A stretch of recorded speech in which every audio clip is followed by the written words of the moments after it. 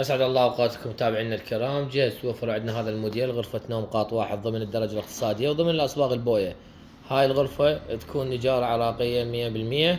الوجه يكون 5 ملم والداخل 5 ملم MDF والداخل 3 ملم معاكس خشب أبيض. القاعدة والسقف بلوك خشب أبيض.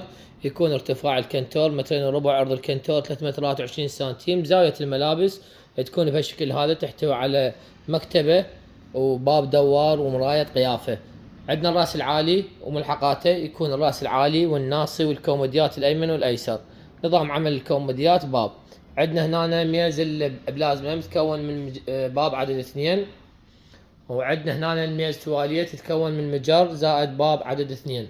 شازلون والطابورية والدوشك يكون حسب رغبة الزبون.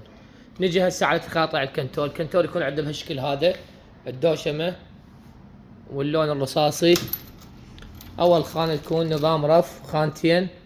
الكنتور كله يكون نظام قفايز سوة الفتح والشد، نرمادة شريطية على طول الابواب. القاعدة بلوك خشب.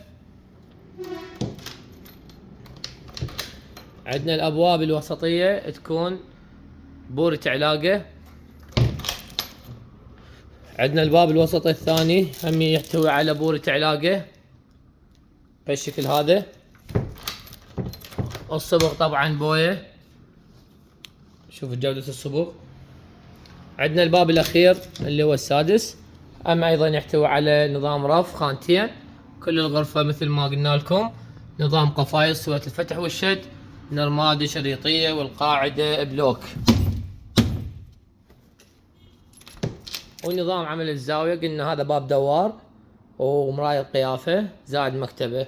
شرباية هذا الموديل بلايود 18 ملم 6 ارجل، اقوى شرباية عملية. شايفين كل الخير.